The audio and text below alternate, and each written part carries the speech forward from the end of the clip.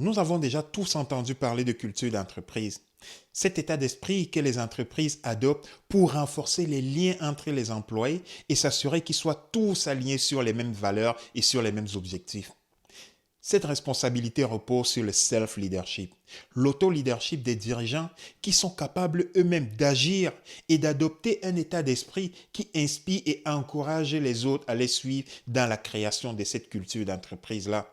Alors à ce moment, on observe des grands changements dans l'attitude des employés et l'entreprise capitalise sur ces changements d'attitude pour obtenir des résultats remarquables à tous les niveaux de l'organisation.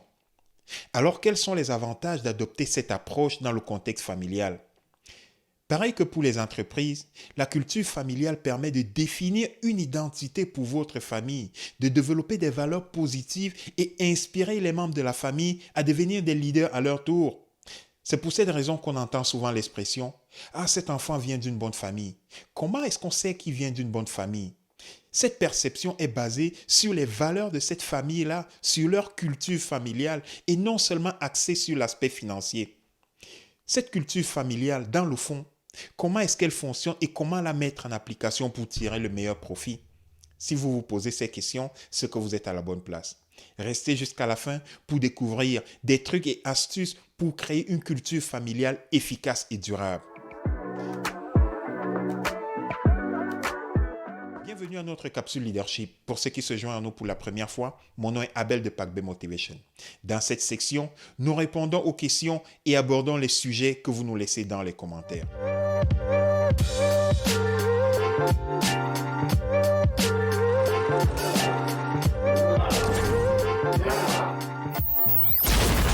Le succès d'une culture familiale forte et durable repose sur le self-leadership. En tant que parent et en tant que leader familial, vous devez déjà pouvoir vous connaître vous-même, être capable de vous leader vous-même avant de prétendre leader les autres. Si vous ne savez pas qui vous êtes, vous n'êtes même pas capable de vous leader vous-même. Comment voulez-vous que votre famille vous écoute, vous respecte ou encore moins vous suive? Pour savoir qui vous êtes, vous devez déjà connaître et comprendre vos traits de personnalité. Vous devez être capable de savoir qui vous êtes réellement, mais pas la personne que vous souhaitez ou bien que vous voulez être. Est-ce que vous êtes une personne impulsive, passive ou réfléchie? Vous devez savoir ce que vous voulez et pourquoi vous le voulez, pour vous, pour votre famille ou pour vos enfants. Le self-leadership est cette capacité d'agir vous-même. Mais cela demandera une grande capacité de votre part de vous motiver, de vous fixer des objectifs ainsi que les moyens pour les atteindre, de vous fixer et gérer vos priorités, résoudre des problèmes quand vous les rencontrez et surtout de prendre des décisions de manière autonome. Le self-leadership implique aussi une forte conscience de soi, une capacité à s'auto-évaluer de manière objective. Cela signifie que vous soyez capable d'identifier vos propres forces, vos faiblesses, ainsi que les aspects que vous souhaitez améliorer. En fin de compte, le self-leadership permet de prendre le contrôle pas seulement de votre vie et même aussi de votre carrière dans le centre professionnel, en développant votre propre vision, vos valeurs et vos objectifs et en prenant des mesures nécessaires pour atteindre ces objectifs-là. Le self-leadership est une compétence essentielle, je dirais même importante, pour réussir dans tous les domaines de votre vie. En ayant assimilé ces principes de self-leadership, vous pouvez alors considérer qu'à ce moment-là, vous êtes prêt à mettre en place une stratégie solide de création d'une culture familiale. La culture d'entreprise et la culture familiale sont deux concepts complètement différents, mais qui ont tous les deux l'objectif de créer un environnement positif pour renforcer le lien entre les membres de la famille. Pour mieux comprendre, voici quelques points de comparaison entre la culture d'entreprise et la culture familiale. Premier point, ce sont les valeurs.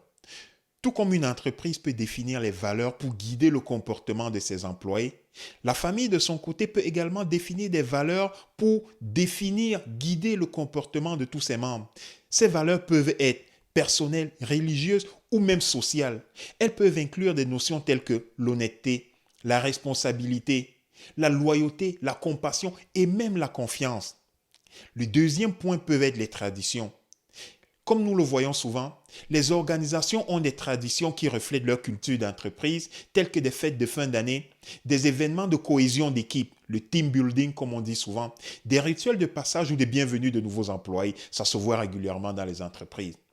Selon leur contexte, les familles aussi peuvent avoir des traditions qui reflètent leur culture familiale, comme la célébration des événements chaque année ensemble, faire des sorties en plein air, organiser des repas de famille ou toute autre activité qui reflète les valeurs que vous préconisez pour votre famille.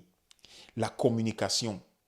Dans une entreprise, la communication est essentielle pour maintenir la culture d'entreprise positive et cohérente. Dans la famille aussi, la communication est tout aussi essentielle. Les membres de la famille doivent être en mesure de communiquer efficacement, de donner et de recevoir des commentaires, de résoudre des conflits de manière constructive. C'est ça la force de la communication dans le contexte familial. L'exemple des leaders. Les leaders dans une entreprise peuvent influencer la culture de l'entreprise en étant des exemples pour les employés qui les entourent et en promouvant les valeurs de l'entreprise. De la même façon, les parents sont des leaders dans une famille et à leur tour, ils peuvent influencer la culture familiale en étant des exemples pour les membres de la famille et en promouvant les valeurs de leur famille. Les avantages d'une culture positive. Une culture d'entreprise positive peut aider à renforcer la cohésion d'équipe et à encourager la créativité, l'innovation, tout en améliorant la productivité. De la même façon, une culture familiale positive peut aider à renforcer les liens familiaux, à encourager les valeurs positives et à inspirer les membres de la famille à devenir des leaders à leur tour. Mais dans le fond, pourquoi tant d'efforts pour créer une culture familiale? Avant de répondre à cette question, nous allons revoir rapidement l'importance de la culture familiale. En créant une culture familiale, vous pouvez établir, faire revivre ou même perpétuer des traditions familiales, promouvoir des valeurs familiales pour votre famille. À travers cette culture familiale, vous pouvez également aider les membres de votre famille à se sentir aimés, valorisés, impliqués, inclus, ce qui peut avoir un impact positif sur leur développement personnel. Mais comment créer cette fameuse culture familiale? Maintenant que nous avons compris pourquoi il est important de créer une culture familiale, voici quelques conseils pratiques pour y parvenir. Tout d'abord, vous pouvez commencer par définir quelles sont les valeurs familiales que vous voulez encourager pour votre famille, telles que la compassion, la responsabilité, la confiance et bien d'autres valeurs encore que vous souhaitez pour votre famille. Ensuite, vous pouvez planifier des activités familiales qui reflètent ces valeurs-là. Cela permettra aux membres de la famille de mieux assimiler ces valeurs et de les mettre en pratique. En fin de compte, vous pouvez créer des traditions familiales qui renforcent cette culture-là, comme la célébration des événements de manière spéciale, faire des sorties, des voyages chaque année ou des activités qui impliquent tous les membres de votre famille sans exception. Quels sont les avantages de la création d'une culture familiale? Tout d'abord, la culture familiale, comme nous l'avons vu tantôt, peut renforcer les liens familiaux et encourager une communication positive entre les membres de la famille. En créant une culture positive, une culture familiale positive, vous aidez à inculquer des valeurs positives chez les enfants et chez les jeunes adultes qui peuvent ensuite devenir des leaders à leur tour. Cette culture familiale peut aider à créer des souvenirs inoubliables pour la famille qui pourront être appréciés durant les années à venir. En résumé, bien que la culture d'entreprise et la culture familiale soient deux concepts complètement différents, tous les deux ont pour but de créer un environnement positif, de renforcer les liens familiaux et de définir une identité pour votre famille. En définissant les valeurs familiales et en établissant des traditions pour votre famille, vous serez un exemple pour les autres membres de la famille en créant une culture positive et un environnement propice à la croissance et au développement de votre famille. Vous pourrez ainsi créer une identité pour votre famille. C'est tout pour aujourd'hui, en espérant que vous avez trouvé ces informations utiles et que vous les mettrez en pratique. Pour ne rien manquer, abonnez-vous à cette chaîne et rejoignez-nous dans un prochain épisode du leadership dans le contexte familial. N'hésitez surtout pas à nous laisser vos commentaires, vos questions et nous les répondrons dans nos prochaines vidéos. Mon nom est Abel de Paquebé Motivation. Soyez des leaders inspirants. Merci et à la prochaine.